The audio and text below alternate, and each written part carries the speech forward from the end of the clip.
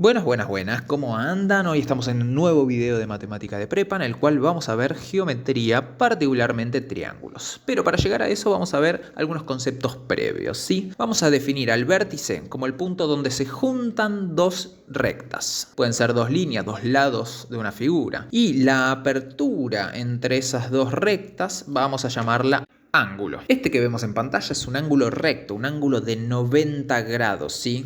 Que podemos recordar que sería como las esquinas de un cuadrado o un rectángulo. Si conseguimos un ángulo más chiquito, si achicamos el ángulo, vamos a obtener un ángulo de menos de 90 grados que se llama agudo. Y si el ángulo es mayor a 90 grados, estaríamos hablando de un ángulo obtuso. Entonces, sabiendo ahora lo que es un vértice, un ángulo y un lado, podemos definir un triángulo.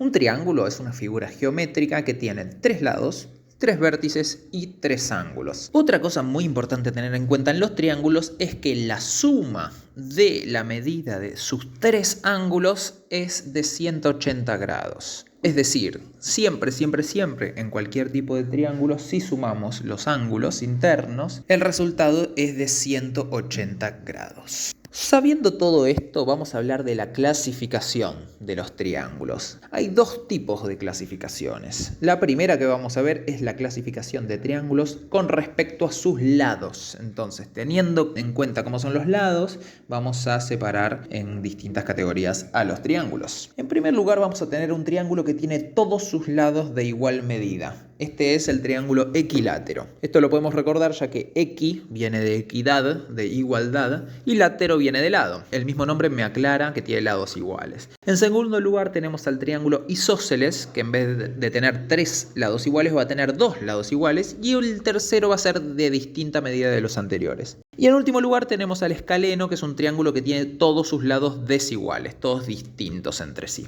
Por otro lado, los triángulos se pueden definir en base a sus ángulos. Con respecto a sus ángulos, podría pasar que los tres ángulos interiores del triángulo sean agudos. Recordemos que agudo significaba que el ángulo mida menos de 90 grados. Entonces, si hay un triángulo que sus ángulos interiores todos miden menos de 90 grados, estaríamos hablando de un triángulo acutángulo. Acutángulo viene de agudo y ángulo. Por otro lado, podríamos tener un triángulo obtusángulo, donde uno de sus ángulos es obtuso y los otros dos son agudos. Recordemos que la suma de los ángulos interiores de un triángulo es de 180 siempre. Entonces, si todos fueran obtusos, nos pasaríamos de 180. Así que solo uno puede ser obtuso. Y después, por último, tenemos el triángulo rectángulo, que es un triángulo que tiene un ángulo recto y los otros dos agudos, por lo mismo que dijimos del obtusángulo. No pueden tener todos los ángulos rectos, ya que serían tres ángulos que miden 90, nos daría 270 la suma. Pero bueno, sabemos que tiene que sumar 180, así que un ángulo solo recto.